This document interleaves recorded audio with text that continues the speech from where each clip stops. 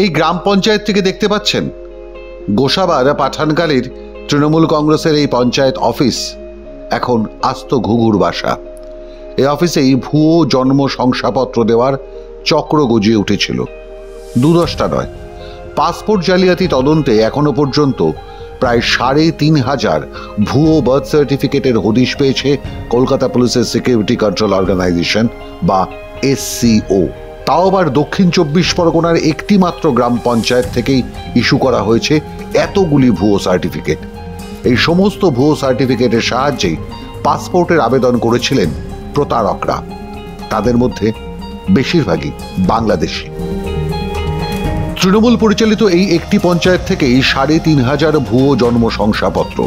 পঞ্চায়েত অফিসের এক চুক্তিভিত্তিক কর্মীর হাত ধরেই এই ভুয়ো জন্ম শংসাপত্র ইস্যু করা হয়েছে।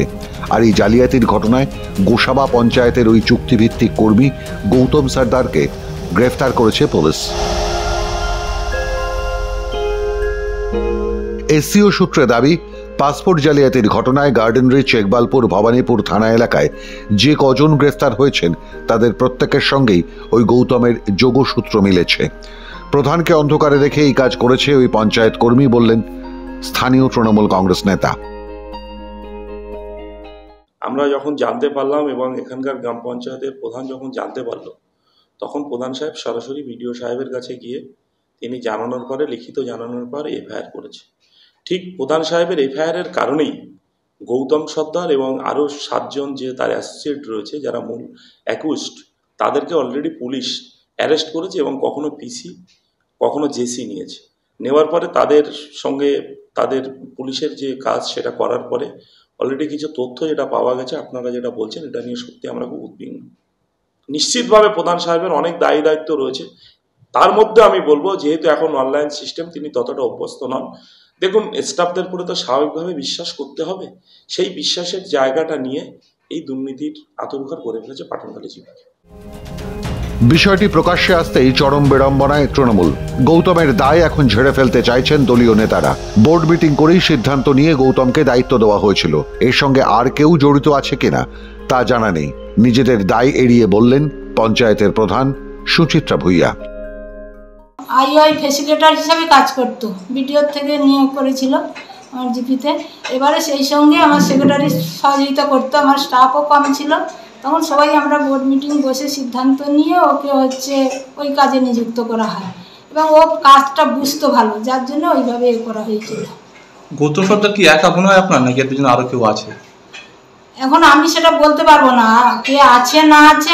আমি কাউকে পর্যন্ত কারোর উপরে কোনো কিছু, কারণ স্টাফদেরকে আমি প্রত্যেককেই জিজ্ঞাসাবাদ করেছিলাম, কিন্তু তারাও যুক্ত নয় এই কথা আমি বলতে পারবো না। তবে বাইরে কারা আছে না আছে সেটা তদন্ত সাপেক্ষ তদন্ত চলছে। থানায় যেহেতু FIR হয়েছে, তদন্ত চলছে এবং সেখানে আসামিও অ্যারেস্ট হয়েছে। গৌতম যে এত বড় জালিয়াতির সঙ্গে যুক্ত তা তার পরিবারের লোকজন জানেন না। ভাইয়ের বিষয়টি প্রকাশ্যে আসতেই মুখ খুললেন দাদা গোবিন্দ সর্দার। আমরা এমনি আলাদা, পৃথক সংসার আমাদের। ও কি করতো না করতো অত খবর আমরা বলতে পারবো না।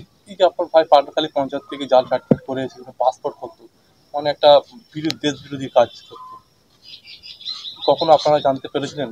না, এরকম কোনো আমাদের কাছে ছিল না বা আমরা জানতে কখনোই পারি। বা আপনার ভাই কি মানে এর কি মানে কোনো কেউ পেছনে মদত দিত বা এরকম কার সাহসে করতো, এর সঙ্গে কারা কারা আছে? না, এই সম্বন্ধে কোনো কিছু তেমন কিছু জানা নেই আমার। শুধু ভুয়ো জন্ম সার্টিফিকেট নয়, ভুয়ো আধার কার্ড তৈরি করা হচ্ছিল সরব বিজেপি নেতৃত্ব। একই সঙ্গে গৌতমের একার পক্ষে এই কাজ করা সম্ভব নয়, অভিযোগ বিজেপির। এর পিছনে কারা আছে তা খুঁজে বার করে প্রশাসনকে দৃষ্টান্তমূলক ব্যবস্থা নেওয়ার দাবি জানালেন স্থানীয় বিজেপি নেতা। একা গৌতম ওই অস্থায়ী কর্মচারীর কথা যার কথা বলছেন গৌতম সর্দার, তার পক্ষে এই এত বড় একটা দুর্নীতি কখনোই সম্ভব নয়। আপনারা খুব ভালোভাবে জানবেন যে আমরা সুন্দরবনের মানুষ, পুরো বর্ডার সাইডে বাস করি, একদম সুন্দরবনের মানুষ পুরো বাংলাদেশ লাগোয়া আমরা। এখানে শুধু ওই বার্থ সার্টিফিকেট না, বহু জায়গায় অনৈতিকভাবে বেআইনিভাবে আধার কার্ডও করা হচ্ছে। প্রশাসনের নাকের ডোকায় বসে বসে এই সমস্ত আধার কার্ডগুলোও করা হচ্ছে। আমরা বহুবার বহু ক্ষেত্রে প্রশাসনকে জানিয়েছি, তারপরেও এর কোনো সুরাহা মেলেনি। এগুলি শুধুমাত্র শাসক দলের অঙ্গুলি হেলনে এই সমস্ত দুর্নীতিগুলো হচ্ছে। গোসাবার একটিমাত্র পঞ্চায়েত থেকে এতগুলি ভুয়ো সার্টিফিকেট তৈরি হয়ে থাকলে তার সুযোগ তো অনুপ্রবেশকারীরা নেবেনি। ফলে সেভাবেই তদন্ত হওয়া দরকার দাবি বিরোধীদের। গৌতম সর্দার একাই এই ঘটনায় যুক্ত? এটা কি সম্ভব? নাকি ওই পঞ্চায়েত প্রধান থেকে শুরু করে পঞ্চায়েতের নির্বাচিত সদস্যরা সকলেই দায়ী?